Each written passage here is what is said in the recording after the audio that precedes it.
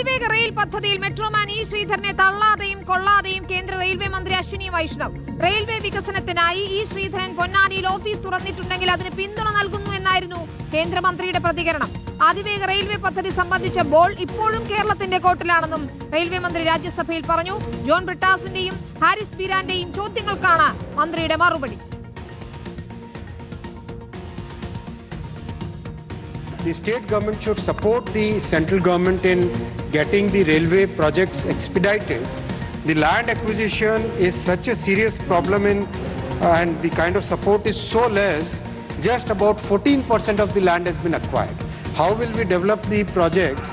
How will we develop the railway lines if the state does not support? So at least that kind of support is required on the service. PR സുനിലാണ് വിശദാംശങ്ങളുമായി ചേരുന്നത്. PR Sunil, ലോക്സഭയിൽ പ്രതിഷേധം തുടരുന്നുണ്ട്. അതിനിടയിൽ രാജ്യസഭയിലാണ് ഈ അതിവേഗ റെയിലുമായി ബന്ധപ്പെട്ട നിർണായക മറുപടി അശ്വിനി വൈഷ്ണവ് നൽകുന്നത്. പന്ത് ഇപ്പോഴും കേരളത്തിന്റെ കോർട്ടിലാണെന്ന് പറയുകയാണ് മന്ത്രി. വിശദാംശങ്ങൾ എന്താണ് കേന്ദ്രത്തിന്റെ നിലപാടെന്നാണ് നമുക്ക് മനസ്സിലാക്കാൻ സാധിക്കുന്നത്? വിനീത ചൂണ്ടിക്കാണിച്ചതുപോലെ തന്നെ ജോൺ ബ്രിട്ടാസിന്റെയും ഹാരിസ് ബീരാന്റെയും ചോദ്യങ്ങൾക്കാണ് ഇന്ന് രാജ്യസഭയിൽ കേന്ദ്ര റെയിൽവേ മന്ത്രി അശ്വിനി വൈഷ്ണവ് മറുപടി പറഞ്ഞത്. ജോൺ ബ്രിട്ടാസ് ചോദിച്ചത് അതിവേഗ റെയിൽപാതയ്ക്കായി ഇ ശ്രീധരൻ കേരളത്തിലെ പൊന്നാനിയിൽ ഒരു ഓഫീസ് തുറന്നിരിക്കുന്നു, അത് കേന്ദ്ര റെയിൽവേ മന്ത്രാലയത്തിന്റെ അനുമതിയോടെയാണോ എന്നതായിരുന്നു ജോൺ ബ്രിട്ടാസിന്റെ ചോദ്യം. അതിന് സമാനമായ ചോദ്യമാണ് ഹാരിസ് ബീരാനും ഉയർത്തിയത്. ഏതായാലും അതിന് കേന്ദ്ര റെയിൽവേ മന്ത്രി പറഞ്ഞ മറുപടി എന്നത് ഇ ശ്രീധരൻ റെയിൽവേ മേഖലയ്ക്ക് അത്യാവശ്യമുള്ള ഒരു വ്യക്തിത്വമാണ്. ഇ ശ്രീധരന്റെ നിർദ്ദേശപ്രകാരമാണ് ഈ കഴിഞ്ഞ ബജറ്റിൽ പോലും 7 അതിവേഗ പാതകൾ താൻ തീരുമാനിച്ചത്. അദ്ദേഹത്തിന്റെ ഉപദേശങ്ങൾ താൻ ഉൾക്കൊള്ളാറുണ്ട്, അദ്ദേഹവുമായി സംസാരിക്കാറുണ്ട്.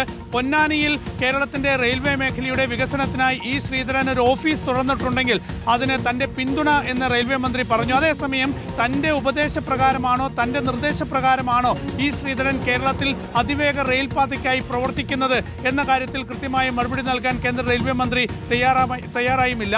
ജോൺ ബ്രിട്ടാസ് ഇടപെട്ടുകൊണ്ട് ഈ ചോദ്യം ഉയർത്തിയെങ്കിൽ പോലും ജോൺ ബ്രിട്ടാസിന്റെ ചോദ്യത്തിൽ ചില രാഷ്ട്രീയ ലക്ഷ്യങ്ങളുണ്ട് എന്ന തരത്തിലാണ് മന്ത്രി മറുപടി പറഞ്ഞത്. ഏതായാലും അതിവേഗ റെയിൽപാത സംബന്ധിച്ചുള്ള ബോൾ ഇപ്പോഴും കേരളത്തിന്റെ കോർട്ടിലാണ്. നേരത്തെ സിൽവർ ലൈൻ പദ്ധതിയായിരുന്നു കേരളത്തിന് വേണ്ടത്. അതിന് പാരിസ്ഥിതിക പ്രശ്നങ്ങളുണ്ടായിരുന്നു. ഇതുമായി ബന്ധപ്പെട്ട് കേരളത്തിൽ ഇപ്പോഴും താല്പര്യമുണ്ടെങ്കിൽ അക്കാര്യം പരിശോധിക്കാമെന്നാണ് റെയിൽവേ മന്ത്രി വ്യക്തമാക്കിയത്. പക്ഷേ ഭൂമി ഏറ്റെടുക്കൽ ആണ് പ്രധാനപ്പെട്ട പ്രശ്നമെന്നും റെയിൽവേ മന്ത്രി ചൂണ്ടിക്കാണിച്ചു. ശരി, വ്യക്തമാണ്. PR സുനിലാണ് വിശദാംശങ്ങൾ നൽകിയത്.